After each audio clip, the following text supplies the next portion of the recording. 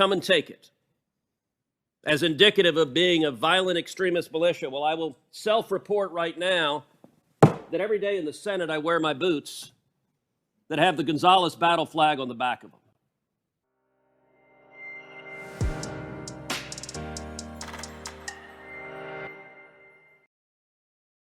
Hey everybody, the following video clip is an exchange between Senator Ted Cruz and the director of the FBI concerning the leaked documents from the FBI that you see on the screen behind me. I was so unnerved by the information in those documents that I called the FBI today. I'm putting a link to that video down in the description below. It is an exchange between me and one of the intake operators at the FBI. These leaked documents are a symbols guide to militia violent extremists. But the unnerving part of these documents is those symbols are simply patriotic symbols that literally millions upon millions, hundreds of millions of Americans identify with on a daily basis. So I would encourage you to watch the entire video because political enemies are being designated by political agencies. And what you're going to hear the senator tell the FBI director is that the FBI has been politicized. And that's no secret anymore. So please like this video and more importantly, share this video so that people can understand where we are right now in America. We're at a turning point for the truth and we really need to make these things known so that more people can become aware of just how critical things are right now. Now here's the video. Director Wray, I'm deeply concerned that the FBI and the Department of Justice have become thoroughly politicized. I think this is a problem that began during the Obama administration. I think it metastasized with career officials during the Trump administration, and I think it continues and is even worse today under the Biden administration. I don't believe you personally reflect that politicization, but I think you've been unwilling to root it out and unwilling to hold people accountable for the politicization. I hear regularly from FBI agents and from professionals at the Department of Justice who are dismayed that our law enforcement has been weaponized and politicized rather than remaining apolitical as it has been for the history of our country. Yesterday, it was reported that Project Veritas had obtained a copy of an FBI training material which listed various symbols and themes which, in the FBI's estimation, were indicative of, quote, militia violent extremism. Now, these symbols weren't things like the Ku Klux Klan or the Nazi Party, which naturally would be symbols of that, but instead they included, rather astonishingly, patriotic symbols of our nation and our history. Included on this list is the Betsy Ross Flag.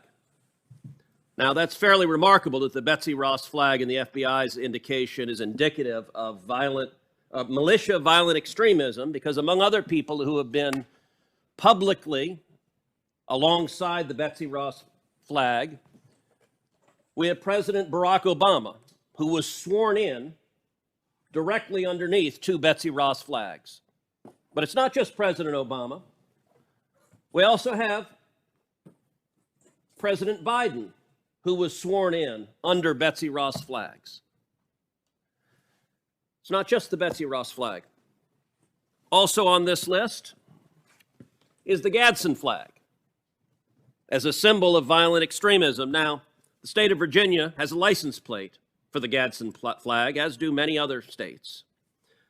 I think people would be astonished to find that having that license plate, the FBI indicates that you're a violent extremist. Also included on this is a text that I was particularly struck, is the Gonzales battle flag. Come and take it as indicative of being a violent extremist militia. Well, I will self-report right now that every day in the Senate I wear my boots that have the Gonzales battle flag on the back of them. Director Wray, what are y'all doing? This makes no sense. Do you agree with this FBI guidance that the Betsy Ross flag and the Gadsden flag and the Gonzales battle flag are signs of militia violent extremism?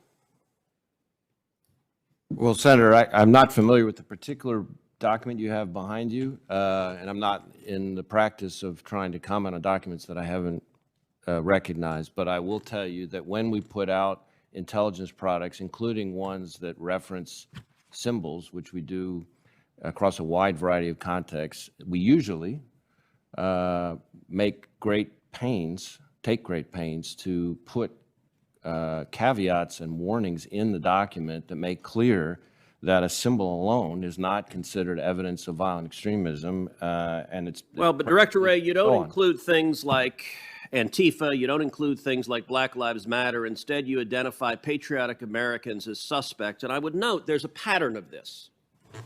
As you're aware, the National Association of School Boards asked the Attorney General to investigate parents as domestic terrorists under the Patriot Act. Now, it did so because it was upset about moms and dads coming to school boards and disagreeing with the policies of those schools. 5 days after that letter, the Attorney General sent a memo to you directing the FBI to target parents for investigation. Since that time, the National Association of School Boards has apologized for the letter because it was so indefensible, but that hasn't stopped the FBI. In fact, you've created a specific threat tag directed at parents. So let me ask you, how many moms and dads who have spoken up at school boards has the FBI interviewed or investigated since the memo from the Attorney General? Well, first off, I'll say I'm not aware of any. But second, let me address the issue. You're not aware of any? Like, Yes, the House of if you'd let me- Representatives has if you- written you and asked you you would about let it. me, if you would let me. So please finish, answer. please. Let me say to you and to this committee the same thing I said to every FBI field office after I read the memo, which was that the FBI is not going to be in the business of investigating speech or policing speech at school board meetings or anywhere else, and that we're not about to start now, that threats of violence, that's a different matter altogether, and there we will work with our state and local partners as we always have. So, Now, Director you asked Wray, about- you asked about- Director Wray, our time is, do you know how many parents you have interviewed or investigated since that memo? I am aware that we have had a small number of assessments, which is less than an investigation, and a few full investigations. Hold on. So how many have you Hold on. Let me finish. I'm asking a question, our That- time is I limited. don't know the number, but did not necessarily, but let me finish, that are not necessarily of parents.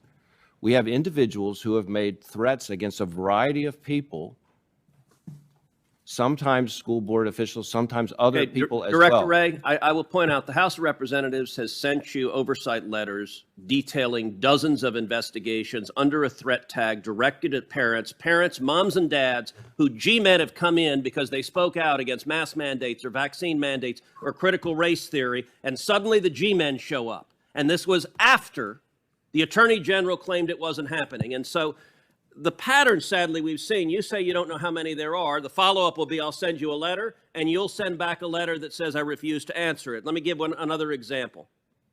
Recently,